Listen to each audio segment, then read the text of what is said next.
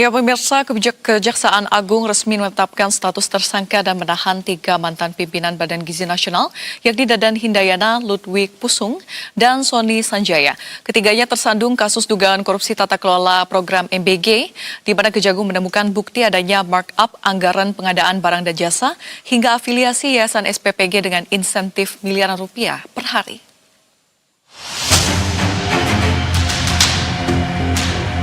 Kejaksaan Agung resmi menetapkan status tersangka dan menahan 3 mantan pimpinan Badan Gizi Nasional.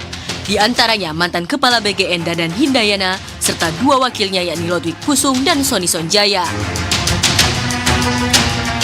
Ketiganya terjerat kasus dugaan korupsi saat memimpin Badan Gizi Nasional.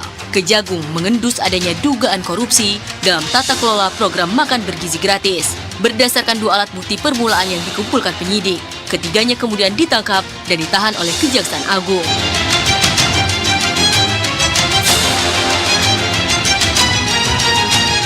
Menurut keterangan Direktur Penyidikan Jampitsus Kejagung, ada sejumlah modus korupsi yang dilakukan ketiganya.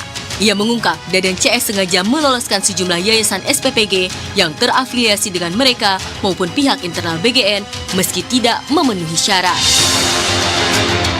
Yang lebih mencengangkan, yayasan SPPG ini memperoleh insentif hingga miliaran rupiah.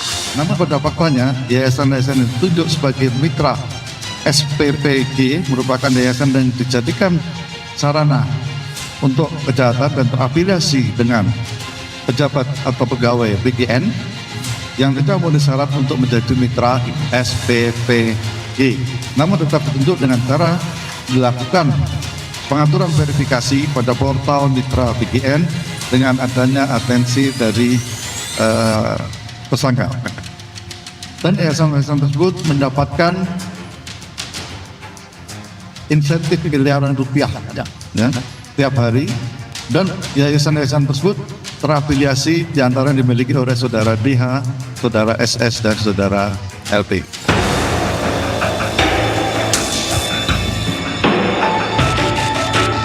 Tak hanya itu, Kejagung juga mengendus korupsi yang dilakukan Dadan CS melalui pengadaan barang dan jasa. Publik kemudian kembali diingatkan terkait viralnya video ratusan motor SPPG yang kemudian ternyata pengadaannya menjadi celah korupsi Dadan CS hingga 1 triliun rupiah.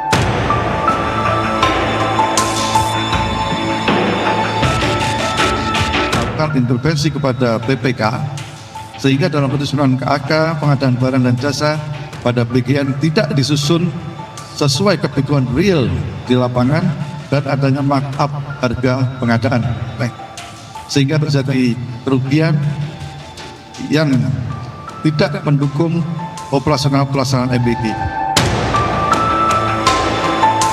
Selain itu, Kejagung juga mengendus celah korupsi dari pengadaan barang seperti tablet, sepatu, hingga televisi. Usai resmi mengenakan rompi pink Kejagung, ketiganya kemudian digelandang ke Rutan Salemba Cabang Kejaksaan Agung. Ketiganya ditahan selama 20 hari ke depan. Rahman, Koel Joseph, Berita 1, Jakarta.